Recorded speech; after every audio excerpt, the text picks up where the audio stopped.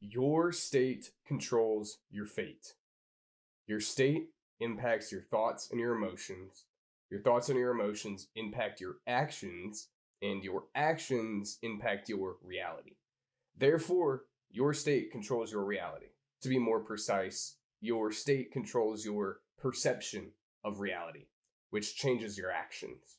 When I say state, all I mean is your mood, your energy, and your nervous system, whether you're in control mode or you're in survival mode. This is something that I've been struggling with for a long time, the ability to control my state. This is where I personally slip, and I'm still working on kind of integrating this into my life. The modern guru will just tell you to be more disciplined. If you can do more, then eventually you'd figure it out. And I understood this intellectually, but putting this into action is a whole nother story. What the modern guru fails to acknowledge is that state is the absolute most important factor in discipline. Now, let me give you an example. Let's just say there's two people, person A and person B. Now, both of these people have to run a mile at 7 in the morning the next day. Person A gets 4 hours of sleep.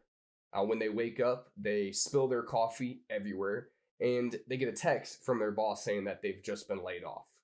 So that's person A. Keep that person in mind. Now, person B, they get 8.5 hours of sleep, and they wake up to breakfast and coffee made for them. And then they get a text from their boss that they're getting a bonus from their job. That's person B. Now, with these two people in mind in these two scenarios, who do you think is more likely to finish the mile? And who is going to have a better time? Obviously, it's person B. But what's the difference? The difference is their state of being. To person A, the mile feels long and almost unbearable, whereas to person B, the mile feels short and easy. This is because of state. For me, when my state is high, I can work and work and work, and it hardly even taxes me. It almost feels like I'm not even really working. Whereas when my state is low, this is where the bad habits start to sneak back in.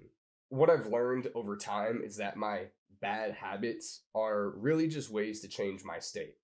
I'm either feeling something that I don't really want to feel. I'm either tired or lonely, and my brain just kind of reaches for the first available thing that's going to change my state the fastest.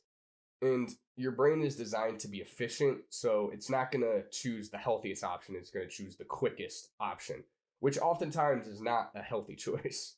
The real issue isn't more discipline. Discipline is downstream of state. And so the real issue is the ability to control my state. What you need is a protocol for when your state is low. And it's very simple. When you hear a bad habit start whispering into your ear, all you have to do is ask yourself, okay, well, what state am I trying to avoid right now? What state is this bad habit going to achieve for me? And then what is a way that I can achieve this state in a way that I'll feel good about myself after? And that alone can fix a ton of your problems. You might go, oh, I don't really want to sit and just scroll and doom scroll and lay in my bed and do nothing. What I really want is the ability to turn my brain off and to relax a little bit. That is a state. Your brain is craving a state. Like I was saying earlier, your brain is designed to use the most efficient path possible. So that's why you can do things that you know are bad, even though you know you shouldn't do them. Your brain is trying to change states. And so it's screaming at you, I'm feeling something that I don't want to feel, and we need to do something about it right now. And so your brain is going to offer you solutions that you've used in the past, things that can effectively change your state. And oftentimes, these are the habits that you're trying to get rid of. It's not that the habit in and of itself is bad. It's the fact that you're trying to avoid a feeling through this habit. This is where your energy leaks out. This is how you do things that you regret. This is how you kind of build up that guilt and lack of self trust inside of yourself. The cheat code to this is to set up your state changes beforehand. That way, when you're in a low state, you'll be prepared and you'll have an actionable step to take. And I'll use an example from my life. When I come home from work, I'm mentally exhausted and my brain is seeking relief, relaxation, and relief. Now, over time, I've sort of trained myself that whenever it's time to relax, I doom scroll. And so I'll sit on YouTube Shorts or TikTok or whatever, and I'll just scroll and scroll and scroll. And this is just a facade. This isn't actual true relief. This is stimulation disguised as relaxation. And this is what happens when you train your brain over and over and over again that relaxation equals stimulation and relaxation equals doom scrolling. So when you feel that urge, your brain is saying, I need relief, I need relaxation.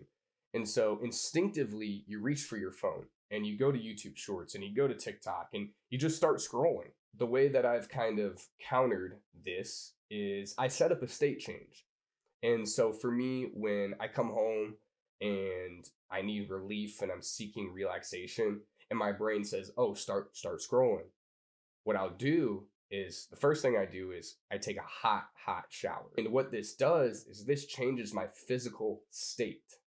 Then, after my shower, I will come into my room, I'll lay out a blanket, I'll put some retro jazz music in my ears, and then I'll just lay on the floor. And essentially, all I'm trying to do is I'm trying to retrain my brain to know that relaxation is not the same as scrolling. Relaxation is not the same as stimulation. True relaxation is actually the lack of stimulation. And at first, your brain's going to fight this because it's been wired into your brain over years and years and years. But after you do it for a few days or even a few weeks, you start to kind of crave this feeling. And your brain realizes that, okay, well, this is true relaxation. This is actually what I want. So when that relief seeking and relaxation state comes up, you're going to instinctively go towards something that's a little bit healthier and a little bit more in tune with who you really are. The key is to understand that a low state impacts your thoughts and your emotional clarity. Low states come with bargaining. Oh, it's not that bad, or oh, we'll just start tomorrow. You might have doomsday thoughts. Oh, it's all meaningless. What is it? Why do I even care anyways? It doesn't even matter. You might have impulses to isolate. These are all things that come from low state. It's not that these are false thoughts. It's the fact that they're kind of being tainted by the state that you're in. If you're in a bad mood and you have high anxiety and high stress, of course your thoughts and your emotions are going to be kind of clouded and you're not going to be really thinking clearly. A rule that I've kind of implemented in my life is that you do not make any life-changing decisions from a low state. You change your state first, and then you revisit the thoughts. And oftentimes you'll find that the thoughts don't even really make sense anymore, or you'll think to yourself like, I mean, why was I even thinking that? That's so stupid. That doesn't even make sense. If you have a strong mind and you begin to bargain with these thoughts, eventually over time your mind is going to wear you down and then it's going to get what it wants. If you find yourself bargaining against something, well, saying, well, maybe I should do this, maybe I should do that, just know that it's a low state thought. You already know the correct choice. That's why you're bargaining. You're trying to convince yourself. And the longer you bargain, the more opportunities that the bad thought has to kind of override you and win. Then you end up doing something that you're going to regret. The real message of this video is not that you need to eliminate your bad habits and you don't need to be as disciplined as David Goggins. What you need is the ability to control your state. A high state makes everything easier, and a low state makes everything harder. So, why would you want to play the game on hard mode when easy mode is one state change away? That's all. It's just a thought that I have. And so I will see you when I see you.